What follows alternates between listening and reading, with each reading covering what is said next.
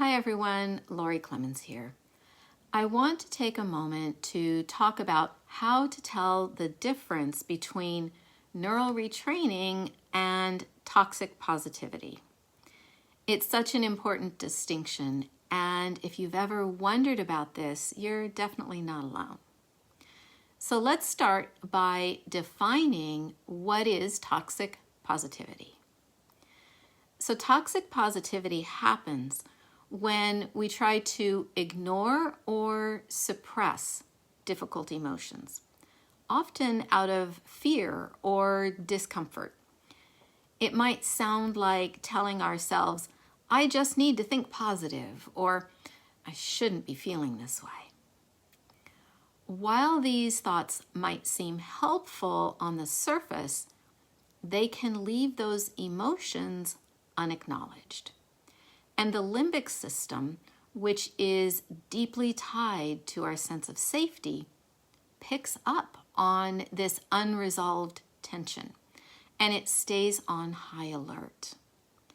Over time, this creates an undercurrent of stress in the body, triggering the limbic system even more and keeping us stuck in those old stressful limbic patterns.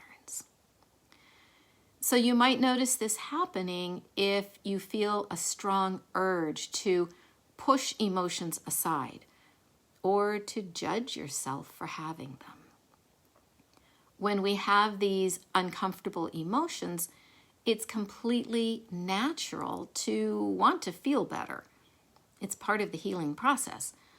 But it's helpful to pause and to ask, am I reacting right now out of fear or self-judgment? If so, that's an opportunity to gently shift your approach. So neural retraining takes a very different path. It's about honoring your emotions without judgment and understanding that they exist for a reason. These emotions often stem from old patterns your brain developed to protect you during challenging times. So rather than suppressing or fighting against them, neural retraining invites you to acknowledge these feelings with kindness and curiosity. This recognition helps the limbic system to feel seen and understood, reducing its need to stay in that reactive state. Once you've acknowledged these emotions, you can consciously choose to guide your focus towards something more supportive.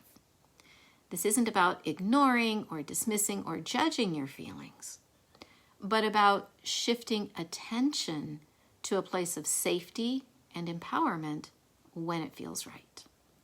For instance, you might use a calming mantra, a visualization of something joyful, or to engage in an activity that calms you.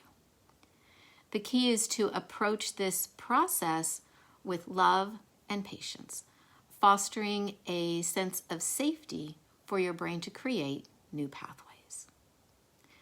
For example, when a negative thought or symptom arises, instead of pushing it away, you might say to yourself, I see you, and I understand that you're trying to help me and to keep me safe. This act of acknowledgement is so powerful. And then after honoring those feelings, you can choose to lovingly set them aside, not because you're afraid of them, but because you're prioritizing your healing.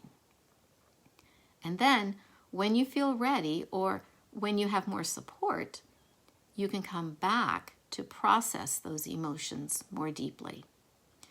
That's an important part of healing too. But until then, it's okay to say, I'm choosing to lovingly set this aside for now and focus on creating safety and calm in the present moment. So the difference between toxic positivity and neural retraining really lies in intention. Toxic positivity often comes from fear or avoidance, while neural retraining comes from self-love and self-compassion. It's not about denying your emotions. It's about creating a safe space where healing can happen. And this is a practice, so remember to be patient with yourself along the way. The fact that you're showing up, putting care and intention into your journey is something that's absolutely worth celebrating. If this resonated with you, I would love to hear your thoughts in the comments. What has helped you to recognize the difference between toxic positivity and neural retraining? And what tools have you found that are helpful for staying grounded in self-compassion when those difficult emotions arise? Thank you so much for being here. I invite you to subscribe to the channel. I post new videos every Wednesday to support you on your neural retraining journey.